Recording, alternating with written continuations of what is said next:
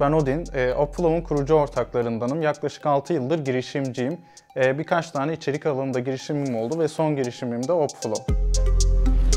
Ben Hilal, Boğaziçi Üniversitesi MIS mezunuyum. Aynı zamanda Opflow'un kurucu ortaklarından biriyim ve CTO'suyum.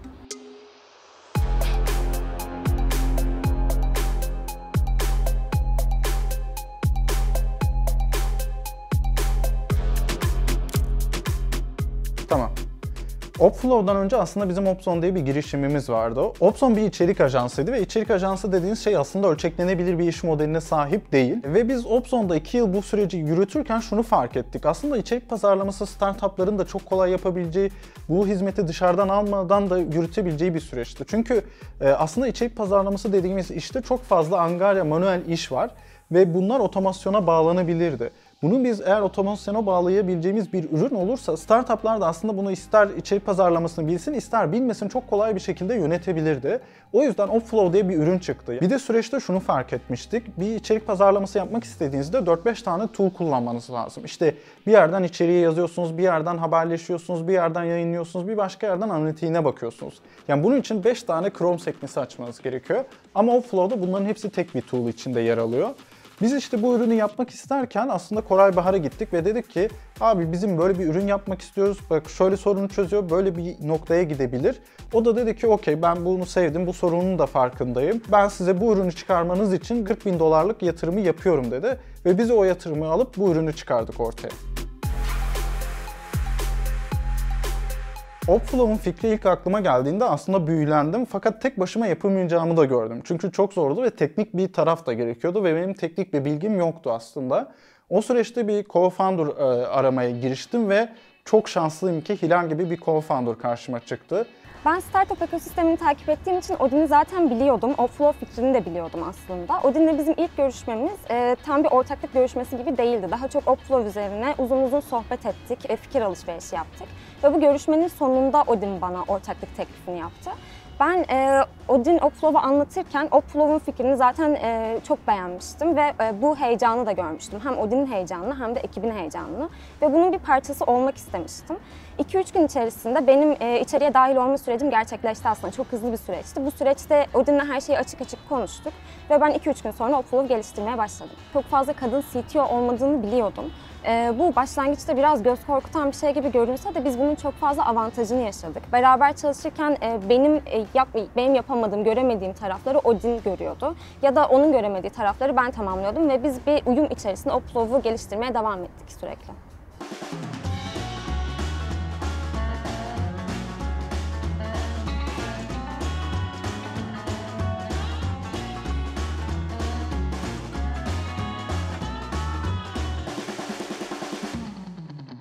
Opflow geliştirmeye başladığımızda Opflow otomatik iş akışlarını yöneten bir uygulamaydı aslında. Daha sonrasında bunun üzerine başka özellikleri eklemeye başladık. Bu özellikler yapay zeka ile içerik üretimi ve editlenmesi, analitikle içerik yayınlandıktan sonra içeriğin takip edilmesi gibi özelliklerdi. Bu analitikte şunu yapıyor aslında, sizin içeriğiniz hangi platformdan ne kadar kullanıcı çekti, ne kadar okundu, kullanıcıların nereden olduğunu görebiliyorsunuz ve biz bunu içerideki Opflow'un kendi datasıyla birleştiriyoruz. Kendi datasıyla birleştirdiğimiz noktada da aslında onlara periyodik raporlar sunuyoruz.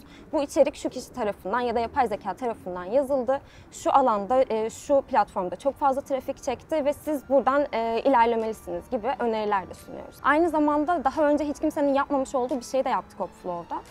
Customize edilmiş workflow'lar sunuyoruz mesela şu anda markalara.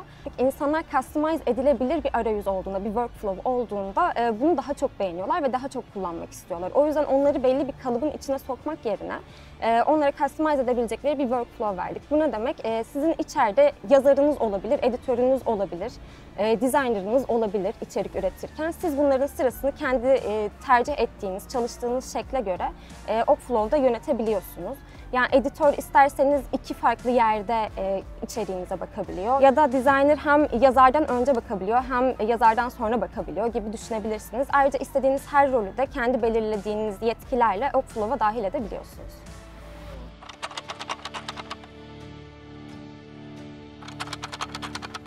Ya ben aslında yapay zekadan hiç korkmadım. Çünkü aslında orada bir fırsatı gösterdi bize. Ve şu an ürünü onun sayesinde çok kolay bir şekilde ölçekleyebildik.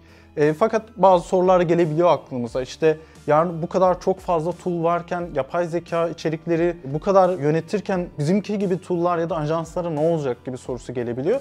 Ama burada aslında bir tane mess problemi dediğim benim bir problem var. Şunu düşünün, herkes yapay zeka içeriğini ürettiği zaman hangi içerik öne çıkacak? Hangi içerik daha çok okunacak? Bunu nasıl bilebiliriz? Aslında biz Opflow'da bunu da yapıyoruz. Çünkü istatistiği kontrol ediyoruz ve onu kendi içimizdeki data ile birleştiriyoruz. Bu ne demek? Bir içerik üretip yayınladığınız zaman, bu ister sosyal medya olsun, ister blog gibi bir içerik olsun, hangi içeriğin neden dolayı çok okunduğunu, neden dolayı çok tıklandığını bileceğiz. Ve bunu kendi yapay zekamıza öğreteceğiz. Bunun sonucunda da biz her zaman en çok tıklanan, en çok hit alan, en çok ilgi çeken içeriği üretmiş olacağız.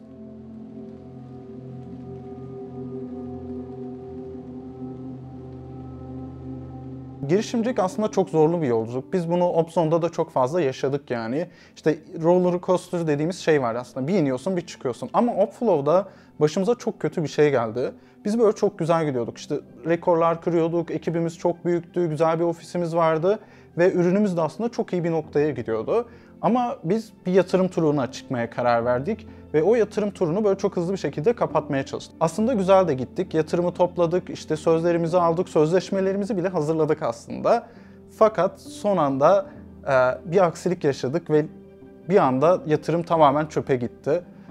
Ve biz bir başımıza ortada kaldık. Ama çok büyük riskler almıştık, çok fazla bir şeyleri yatırıma bağlamıştık ve bir anda her şeyimi kaybettim. Bu her şeyimi kaybetmek ne demek? Ailemle aram bozuldu, arkadaşlarımla aram bozuldu. Maddi olarak çok kötü bir duruma geldim. Hatta şöyle bir olayı anlatabilirim.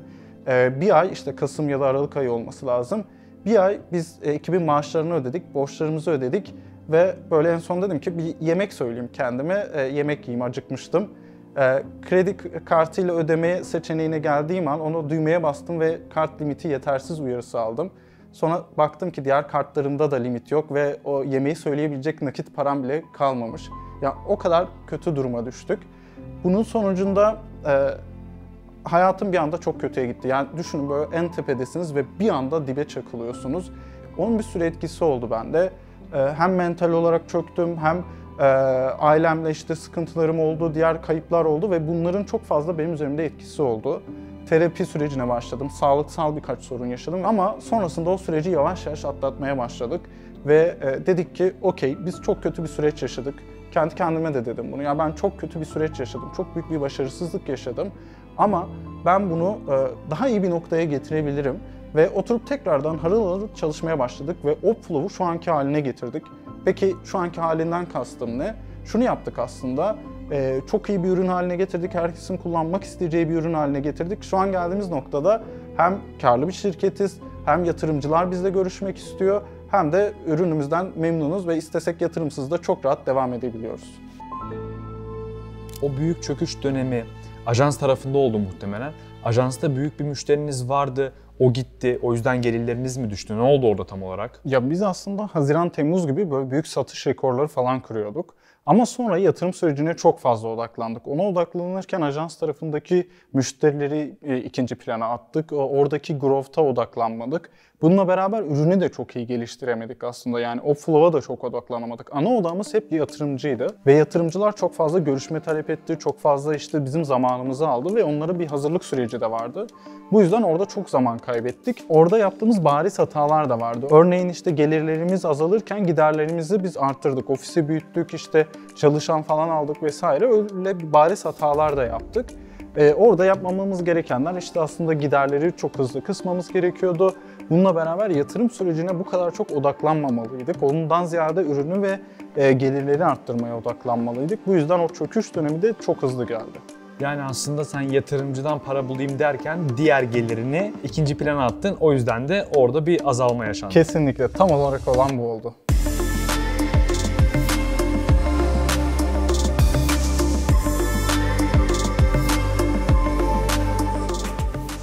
Bizim ürünümüz ne kadar iyi, biz global çapta bunu görmek istiyoruz. Ve Product yarışmaya başladık. Bir gün sürüyor bu yarışma. O yarışma boyunca biz gün boyu birinciydik. Yani kesintisiz bir kere bile ikinciliğe düşmedik ve günün birincisi olduk. Bu çok zor bir şey aslında.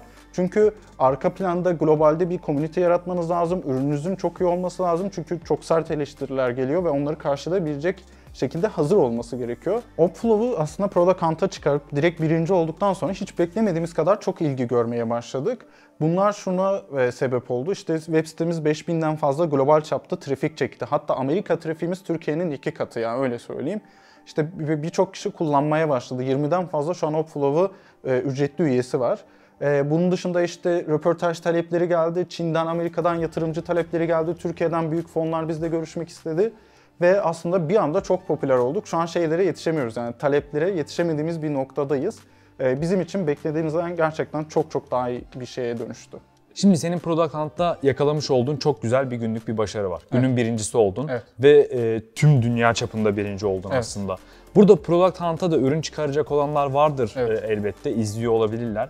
Onlara ne yapmaları gerektiğini anlatır mısın biraz? Yani siz ne yaptınız da birinci oldunuz, nasıl bir strateji izlediniz, ne kadar hazırlandınız, bunları merak ediyorum. Ya aslında süreç 6 aylık bir süreç. Yani biz o birinci olmadan önce 6 ay boyunca çalıştık buna. Ne yaptık peki? Gittik Product Hunt'ta bir komünite yarattık kendimize. İşte oradaki insanlarla konuştuk, oradaki insanlara yardımcı olduk, kendi sorunlarımıza orada cevaplar aradık vesaire gibi. Orada globalde bir komünite oluştuk. Yani bizim artık Hintli arkadaşlarımız var, İngiliz arkadaşlarımız var, Amerikan arkadaşlarımız var vesaire. Eğer ürününüz iyi değilse istediğiniz kadar insan toplayın, o insanlar beğenmiyor ürününüzü ve sizi aslında bu ürün iyi değil diyorlar, sizi yukarı çıkarmıyorlar. Yani biz ürünü de ona hazırladık. Ürünün böyle işte catchy dediğimiz çekici bir tarafı olmasını sağladık. Ürünün hazır olmasını sağladık ve oradaki komüniteye hitap edecek taraflarının da mutlaka olmasını sağladık diyebilirim. Product Hunt sürecinde böyle en keyif aldığımız ve bizi en çok mutlu eden şey şu oldu aslında. Bize gelen yorumlar. Ya insanlar böyle deli gibi ürünü incelediler, detaylarına baktılar ve bize feedbackler verdiler. Bu feedbackler de aslında bizi şunu anlamamızı sağladı. Biz gerçekten çok iyi bir ürün yapmışız ve çok iyi bir soruna temas etmişiz.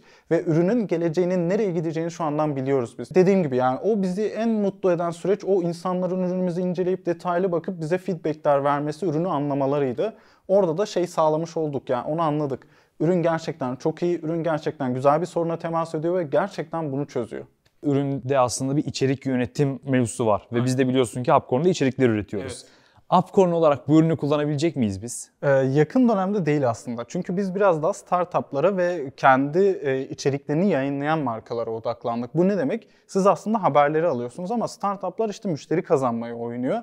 Onların işte ürünü ve çözümü belli. Bizim ürünümüz biraz daha markaların o satışlarını arttırmaya, gelirlerini arttırmaya yönelik bir tool. Ama yarın öbür gün istediğiniz konuda, istediğiniz şekilde de üretebileceksiniz. Tamam, şimdilik kullanamıyoruz ama ilerleyen zamanlarda kullanacak olursak bir fiyatlar hakkında da bilgi almak isterim. Tabii ki. Burada fiyatlar nasıl? Upcorn'a her zaman zaten gönül bağımız var. O yüzden istediğiniz gibi kullanabilirsiniz. Ama Duyun.